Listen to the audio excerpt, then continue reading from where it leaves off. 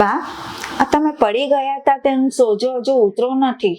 મને લાગે છે આપણે ડોક્ટરને બતાવવા જવું પડશે. એ મારે કાંઈ ડોક્ટર પાસે જવું નથી હો. એ ઉંમર હોય ને એટલે એમ જ હોય, કઈ તરત સારું ન થઈ જાય. અને મને ક્યાં નડે છે, ભલે ને હોજો રહ્યો ને ઈ રહ્યો, કામ તો બધા કરસ ને ઘરમાં, તો પછી હવે મારે હું એમ ના જોવાનું હોય, હું આરામ જ કરું. પણ હું તને એક વાત કહું. હા બા. શું આ ઓલી હેતલી હારે તું રોજ બાંધસ ને એ સારું ન કહેવાય. આ આખા બધા આજુબાજુ વાળા જો એવું પ્રમુખને કહેશે ને કે આને અહીંયાથી કાઢો, તો આપણને કાઢી મૂકશે અને આપણે ભાડામાં રહીએ. પછી ક્યાં જવું આપણે બે? જો બા, સૌથી પહેલી વાત, તમે એનું ઉપરાનું ના લેશો. એ જ મારી સાથે ઝઘડો કરવા આવે છે. અને પ્રમુખ કેવી રીતે આપણને કાઢી મૂકશે? ભાડું ભરીએ છીએ આપણે, અહીંયા મફતમાં થોડી રહીએ છીએ. અને તમને ખબર નથી, એ જ રોજ બહાના કાઢીને લડવા આવે છે. હે ભગવાન, એ આખા બિલ્ડિંગમાં ખાલી બે જ ભાડું જ છીએ, આપણે અને ઓલા ઉપર છઠ્ઠા માળ વાળા, બે જ જણા છીએ. જો એના મોઢામાં જીભ છે, એ ક્યારેય કઈ બોલે છે? પણ તું જ જાજુ બોલે છે. અને આ મારો દીકરો, ઈ બિચારો હજી બીજે ગામ છે. હવે એને પાછું મારે અહીંયા લંબાવવાનું કે હાલ આપણે ઘર બદલવાનું છે? વાત પણ કરે બા, છે. મારો વાંક નથી. આપણે ભાડે રહીએ છીએ, મને પણ ખબર પડે છે. પણ એ બહાના કાઢીને લડવા હું ક્યાં સુધી સાંભળું? 2 દિવસ તો હું ચૂપ રહી, પછી રોજ રોજ એને ખબર પડી ગઈ છે કે હું બોલતી નથી, લડવા આવે તો હું શું કામ ચૂપ રહું? ના, તોય તે મોઢામાં પાણી રાખીને ઉભા રહેવાનું. એ ગમે એટલું બોલે, આપણે બોલવાનું નહીં. જો અહીંયાથી કાઢશે ને તો હું તું બિસ્તરા પોટલા લઈને જાવું ક્યાં? અને આટલું ભાડું અહીંયા પોસાય છે? 6-7 હજાર ભાડા છે બધે ગામમાં. જો બા, હું પ્રમુખને કહી દઈશ આવી રીતે અગર ભાડાની વાત કરે તો. અમે ભાડા ભરીએ છીએ અને ભૂલ અમારી નથી. એ હેતલબેન જ રોજ રોજ આપણી સાથે લડવા આવે અને હું તમારું સાંભળવાની નથી. અગર એ લડવા આવશે ને, હું એની સાથે લડીશ. તું સાંભળવાની નથી, પણ આ બિલ્ડિંગમાં બધાય પોતાના ઘરવાળા છે ને બધાય મળીને જે મરજી આપશે ને કે આ લોકોને અહીંયાથી કાઢો, તો આપણે નીકળવું જ પડે. ને આપણું કાંઈ હાલે બાલે નહીં. તું પ્રમુખને કહેવા જાય તો પ્રમુખ બિચારો એનું ઘર સંભાળે કે આપણું મકાન સંભાળે? અરે પણ બા, પૂરી સોસાયટીમાં બધાને ખબર છે હેતલબેન જ લડવા આવે છે. કોઈ ને કોઈ બાને લડતા જ હોય છે. તો હું ક્યાં સુધી ચૂપ રહું? હે ભગવાન, તું નહીં જ માને. હું તો નહીં ચૂપ રહું. અગર એ લડવા આવશે ને તો હું તો લડીશ. હું ચૂપ નથી રહેવાની. કેમ કે તમે જ મને શીખવાડ્યું છે ખોટું સાંભળવાનું નહીં. કેટલા અપશબ્દ યુઝ કરે છે હેતલબેન. ગમે એટલા બોલે, એ આપણા ઘરની છે. તાર કાકાને કીકી લાગે છે, બોલે તો એનું મોઢું ગંધાય, આપણે કાંઈ ન બોલાય. નહીં બા, હું નહીં સાંભળું તમારું. અગર એ લડવા આવશે ને તો હું તો વાળીશ જ એમને. સારું, લડજે. અને પછી છે ને જે કહે ને એ બધી શિક્ષા અને સજા સાંભળજો.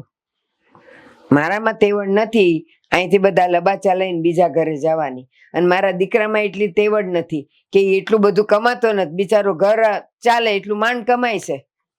પણ બા, આપણે ભાડે રહીએ છીએ તો બધું આપણે જ સાંભળવાનું. હા. પ્રમુખને કહીશ. પ્રમુખને કહીશ? નહીં, હું તો પ્રમુખને વાત કરીશ કે હેતલબેન જ વગર બાને અહીંયા લડવા આવે છે. ક્યાં સુધી આપણે સાંભળશું? તને ખબર છે, આપણે એકવાર તો પ્રમુખના ઘરે જઈ આવ્યા તો એને આપણને 2 હાથ જોડીને એમ કીધું કે તમે જાઓ, તમારા ઘરના પ્રોબ્લેમ છે ને તમે સોલ્વ કરો. તો હવે તો તું ત્યાં જઈને ઊભી રહીશ ને એટલે 1 મિનિટ સાંભળવાના નથી. બારોબાર તને રવાના કરશે. તું શું કહેવાની એને? પણ બા, સોસાયટીમાં બધાને ખબર છે હેતલબેન કેવા છે. એમને બધા સાથે જ લડવા જોઈએ છે.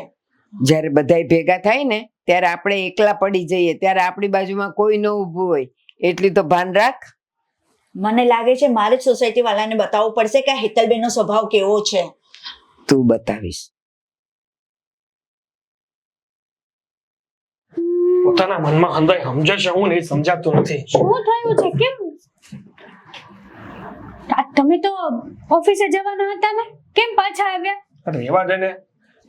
હા, કઈ જગ્યાએ રહે છે ને મને તો એ સમજાતું નથી. મેં તો પહેલા જ કીધું તું તમને. થયું છે શું એ તો કયો હવે? આપણા પ્રમુખ. હવે એણે શું કર્યું પાછું? એણે ઝઘડો કર્યો તમારા હારે? હા, હે?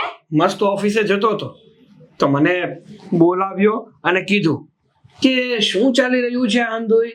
પેલા તો મારે મેન્ટેનન્સ હમણાં આ વખતે નતું પાડું ને આ કામમાં ભૂલી ગયો તો એટલા માટે મેન્ટેનન્સ ને લઈને મગજમારી કરી કે તમારે લોકોને સુવિધા ભોગવવી હોય તો પહેલો નંબર આવે, અને જ્યારે મેન્ટેનન્સ દેવાની વાત આવે ત્યારે મને યાદ નથી કરતા.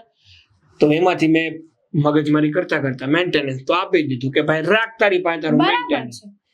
તો એ પૈતું ને તો એને નવું શરૂ કર્યું. શું? એ જ કે જો આ તમે લોકો જે ઝઘડા કરો છો ને એ ઝઘડા કરવાનું બંધ કરી દો. તું તારી પત્નીને સમજાવજે કે ઈ ઓલી ટીના રે મતલબ ટીનાબેન હારે ઝઘડા ન કરે. એટલે હું ઝઘડા કરવા જાઉં છું ત્યાં એવું કીધું? હા, આ પ્રમુખને છે ને કોણે પ્રમુખ બનાવી દીધા ને કે ખબર નથી પડતી. પણ એમાં છે ને પ્રમુખનો કાંઈ વાંક તો નથી. કોનો વાંક છે? આ ટીનાબેનનો. એ ન્યા આપણી ફરિયાદ કરવા ગયા ત્યારે પ્રમુખને ખબર પડી ને. અને આમ પણ તું કે હું તો ઝઘડો કરતા જ નથી. આ ઝઘડો કરે છે કોણ? ટીનાબેન. તો પછી એની સાસુ કઈ ઓછું બોલે? એના ઘરે અમે ભેગા થયા હતા ને ત્યારે એની સાસુ એને વારો નહોતી આવવા દેતી. ઈ સાસુઓ છે ને આખા મકાનને વેચીને મમરા ચણા ખાઈ જાય ને એમાંના છે. ખાલી ખોટા અહીંયા રહે છે, ક્યાંક બીજે રહેવા જતા રહે તોય શાંતિ થાય આપણને લોકોને. પણ આવા લોકો છે ને ક્યાંય જાય નહીં. આ જ્યાં સુધી બધાનો મગજ નો ખાઈ જાય ને ત્યાં સુધી એને શાંતિ ન વળે. આ ખાધેલું એને પચે જ નહીં. એમને એને શું થતું હશે? આ ઝઘડા ન કરે, એક બે દી માઇન્ડ 1 કલાકની શાંતિ હોય સોસાયટીમાં, બાકી છે ને ઝઘડા સિવાય એની કોઈ વાત જ ન હોય. તો શું? અને રહી વાત પ્રમુખની, તો એ લોકોએ સમજવું જોઈએ ને કે ભાઈ મહિનો દિવસ મેન્ટેનન્સ લેટ થયું તો આપણે ક્યાં સોસાયટી ઘર મૂકીને ભાગી જવાના હતા? એ જ ને. તો અરે મેન્ટેનન્સ નું તો મુઈક તડકે વાંધો નહીં ભાઈ, માંગી લીધું તો માંગી લીધું. આજે આપો કે કાલે આપવું તો તું જ ને. પણ આજે આ ઝઘડાની મગજમારી છે ને એ હવે મારાથી સહન નથી થતી. જો આમાં છે ને જો આમને આમ ચાલતું રહે ને તો કોઈ દિવસ આપણું મતલબ કે આપણી હારે છે ને આવી રીતે ઝઘડા થયા જ રાખશે. તો હું તો તમને એમ કહું છું કે આનો જલ્દીથી જલ્દી કંઈક રસ્તો કાઢો. હું એ જ વિચારું છું કે કંઈક તો એવું કરવું પડશે જેથી કરીને હા ટીનાબેન અને એની સાસુ બેયની અક્કલ પણ ઠેકાણે આવી જાય અને આપણે વાકમાં પણ ન આવીએ. હે જ. અને આ લોકોને જ્યાં સુધી તમે છે ને એને એની ઓકાત નહીં બતાડો ને ત્યાં સુધી એને ખબર નહીં પડે કે અમે લોકો શું છીએ અને શું નહીં. સાચી વાત છે. હા ત્યાર સુધી તો છે ને મેં જતું કર્યું હતું. એક ખોટી શું મગજમારી કરવી. આમ પણ જાણ વગરનું ઘર છે, પુરુષ તો છે નહીં કોઈ ઘરમાં. તોય સમજતા નથી. મને તો જેને ઘણી વાર એ જ વિચાર આવે છે કે એને જરાય મનમાં નહીં આવતું હોય કે આપણા ઘરમાં કોઈ પુરુષ છે નહીં, બૈરા બે રખડીએ છીએ, કાલ સવારે કઈ તકલીફ ઊભી થઈ તો શું કરશું? આ લોકો છે ને નાક કાન વગરના માણસો કહેવાય, સમજ્યા તમે? આ લોકોને કોઈની કઈ પડી જ ન હોય. વિચાર કરો, ઝઘડા એ કરે છે અને નામ છે ને આપણા બધાના ચડાવે છે, બદનામ તમને કરે છે કે એકલી બાઈ હારે છે ને સાગરે શરમ વગરનો ઝઘડો કરવા પહોંચી જાય, એવી બધી તો વાતો કરે છે બહાર. હું એટલા માટે જ વધારે કઈ બોલતો નથી. બાકી જો એના ઘરમાં એક પણ પુરુષ હોત ને તો મેં ખખડાવીને કહી દીધું હોત કે તમારા ઘરની સ્ત્રીઓને છે ને તમારા ઘરમાં રાખો, ગામમાં છે ને ખોટી રખડવા ન મોકલો, જેથી કરીને ગામ આખામાં ઝઘડા કરે.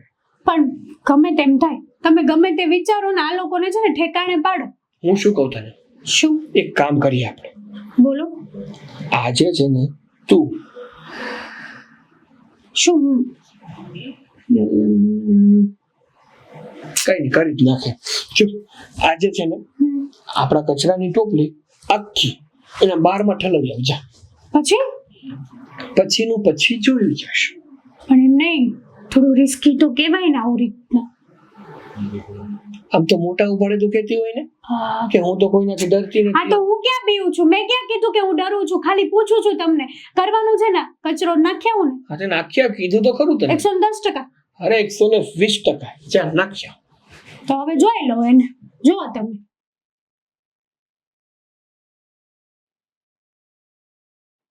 ક્યાં છે આ હર્ષાબેન?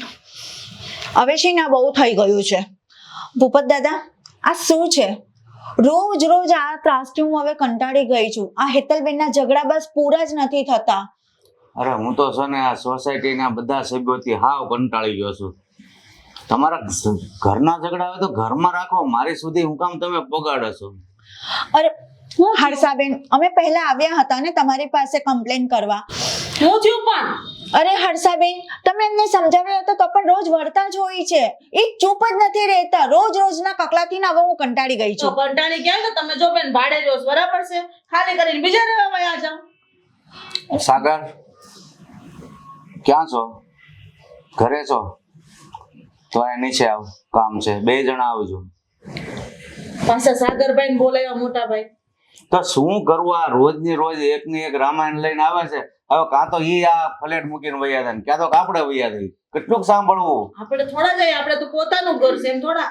હું થયું? શેની મગજમારી છે? હું કામ અમને બોલાવ્યા? નહીં ખબર હોય? ના કઈ ખબર નથી. આ રોજ એક ની એક કંકોત્રી લખો છો, ઝઘડા ઝઘડા ને ઝઘડા, એક જ નામ આવે છે. તો અમે કઈ કર્યું નથી. અમને હુકમ કયો છો? હા હું થયું? તો કોને કે ઝઘડા તમે કરો છો? આ ઘરમાં અમારા મેટર ઉલેવા આવી જોઈએ ભાઈ. તમે પોહાય કરો બરાબર છે, મારા ઘરમાં કેવા નહીં આવવાનું. હર્ષાબેન અમે ભાડેથી રહીએ છીએ એનો મતલબ એવું કે અમને રોજ ત્રાસ આપવાનો, રોજ તમારે અમારે હેરાન જોવાનું, કરવાનો. તમારે નથી જોવાનું, તમે ભાડે રહ્યો છો તો ભાડું વાતને છે ને આટલું બધું બોલવાનો હક જ ન હોય. પેલી વાત તો ઈ છે. હા, અને જે પોતાના ઘરમાં રહે છે એ લોકો જેમ ફાવે તેમ લડી શકે છે એનો મતલબ એવું? તમે ભાડે શું રહેતા ને, સાંભળો, તમે ભાડે રહેતા હો તો તમારા મકાન માલિકને ફરિયાદ કરો અને મને છે ને 5 વર્ષ શાંતિથી જીવવા દો. અને હા, આ ઝઘડા છે ને ટીનાબેન તમે જ કરો છો, અમે લોકો નહીં.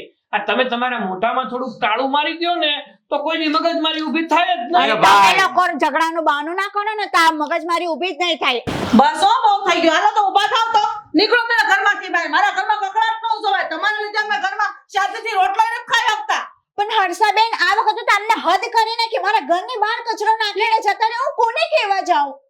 કોણે નાખ્યો કચરો? અરમાડી એવું તમારી ઘરવાળીએ જ નાખ્યો, પૂછો પહેલા એમને. હે? એની દેવું કર્યું? મેં એવું કઈ નથી. આ એક નંબરની જુઠાડા છે, એમને જ નાખ્યો છે કચરો. એ જાઓ જાઓ, તમે જોયું મેં કચરો નાખ્યો એમ? તો અમારે ત્યાં કોણ નાખી જાય? એટલે અમારે અમે થોડા ઘર આંગણે આ કચરો તમારો નાખતા. પ્રોબ્લેમ છે, તમે સોલ્વ કરો. અમારા ઘરે નો મહેરબાની કરીને પગે લાગી તમને મોટા ભાઈ હો વાતની એક વાર પ્રમુખ પદ મૂકવું પડે ને તો મૂકી દો. બાકી એસે કકડાટ ન જોવે ઘરમાં. આ મેડમને એક પણ વાત દાદા, સાંભળો. હર્ષાબેન, અમારી બિલ્ડિંગમાં દુશ્મન ખાલી આ લોકો જ આ છે, લોકોને બીજું કોઈ છે અહીંથી- જ નહીં. આ સાંભળો, લોકોને અહીંથી કાઢી સાંભળો. નાખો એટલે ઝઘડા જ ન હા સાંભળો, કચરા કોણ નાખી જાય એનો જવાબ તમારે જોયો છે ને, તો એક કામ કરો, આજથી હું આ પ્રમુખ પદ મૂકું છું, નવો પ્રમુખ ધારો, એને પૂછજો કે અમારા ઘરમાં કચરો કોણ નાખી જાય. અરે ના ના, એવું કરવાની ક્યાં વાત છે? પણ તમે જ વિચારો, આપણી આ બિલ્ડિંગમાં 10 માળ, એક માળમાં 4 ફ્લેટ, 4 દન 40 ફ્લેટ થયા. તો 40 ફ્લેટમાંથી હું અમે જેને દેખાય જ કચરો નાખવા વાળા? પણ આ 40 માં છે ને આ તરી બરોબર અમારી જોડે રોજ વળવા માટે આ લોકો જ તૈયાર હોય છે, બાકી કોઈ અમારી જોડે લડતું જ ઓ નથી. વાત છે. તમે તો દૂધના ધોયેલા એક છો. તમે બસ કરો. તમારો જીબડો કઈ ઓછો નથી, બરાબર છે? આ ભાડે એનો મતલબ એવો નથી તમે દબાઈવા કરો જઈવાથી. થોડુંક તો વિચાર કરો. અને આ- માલિક તો અમે છીએ. બાયુ માંથી ગયો, તારી બાય ને એકને નથી સમજાવી અરે શકતો. મારી બાઈને મેં સમજાવેલી છે, વાઘ બધો આ બેનનો છે. તો ખોટી વાત છે આ. બેન હેતલબેન જે બોલે ને એમના પતિદેવ એમની પાછળ પાછળ બોલવા આવી જાય છે એટલે અમને ચૂપ જ કરી નાખે. અમે ભાડવા છે એટલે અમારે કઈ બોલવાનું જ નહીં. કોની પાસે જઈએ અમે? ટીનાબેનના મોઢામાં તો જીભ જ નથી. તમે છે ને અમને શાંતિથી જીવવા દો. તમને એકાબીજીને ન પોસાય તો ખાલી કરીને વયા જાવ. આજ પછી મારા ઘરમાં આ ફરિયાદ લઈને નહીં આવતા. અને આ કોઈ પ્રમુખ નથી. હાલો નીકળો અમારા ઘરમાંથી બહાર. હાલો જાઓ. પણ અમારા તમે પોતે જ પ્રમુખ બની જો. હાલો અમે જાઓ. કાંઈ કામ નથી. જેને બનવું હોય એને બનો. અમારું લોહી પીતા ભાઈ ખાવ. પકડાટ તો ઈ હું આ ઘરમાં આવી રહ્યો છું બધું. હવે બેટા આ છે ને શાંતિની જિંદગી નહીં જીવવા દે. આવા નવા સભ્યો આ ફ્લેટમાં આવશે ને તો